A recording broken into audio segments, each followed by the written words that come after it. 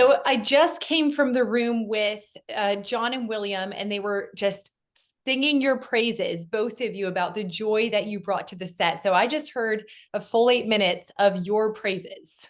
Cool. So we owe them $20. Yeah. Or 7.5 minutes. Yeah. Joel, I want to start with you because you played John as a young adult, and we see him walking through pain and he's trying to find his purpose. How did you prepare for such an emotionally powerful, but also really vulnerable role? Yeah, it's a great question. I really just listened to John share his story in his book On Fire. He read the audio himself. He recorded it in the reading, and I just listened to him almost like privately telling me about his life. Like that's how it felt when I listened to his book. And so just understanding the pain, not physically even, but also emotionally, the scars that he was covering up physically, but also emotional scars he was hiding from the world in his college days. And he just had that party boy, fun, nothing to see here. I'm just one of the gang. I'm just like everyone else. And he was just really hiding himself from the world. And just putting myself in those circumstances, like what is it to have those kind of scars um, and like just live in those circumstances and experience it in real time and just be present on set with the other actors who are doing incredible work. I love Dennis. He's got this like quiet strength and faith that really supports the family during kind of the unthinkable. Mhm. So, talk about how you approached capturing that kind of steady love on screen, because I thought that translated so well.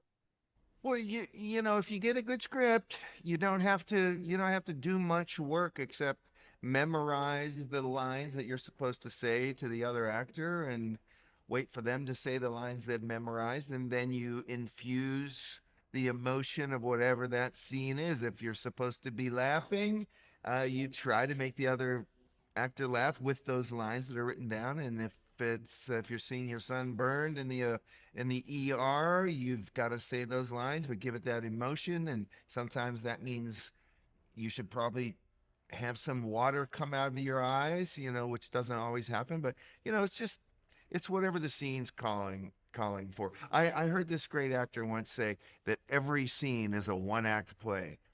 Hmm. That's good, right? That's good. And so that's sort of the way I approach it also. So you just take the words and you've already put them in your brain. So, and I've got 40 years of experience, so I don't even really have to think about it too much. Once I've locked those words down that I have to say, I just come to work and try to stay in a positive mood. And then I just go do it. And then when it's over, I start thinking about the next scene. It's kind of like that for me. Other people have a million other ways to do it. People who aren't as good as John, like me, we have to actually work on it. Yeah. When you're as good as him, it can just roll right out of Yeah. you, and it's just incredible. Sometimes you just make up the words too, because they're even better than the ones they've written in the script. Thank you, writers. All the writers hate me now. I'm making a joke there. See how my jokes work? Most of the time they don't. Well, hey, you did a fantastic job. Whatever your method is, you did a great job. So I applaud you. No, listen, you're at a certain age.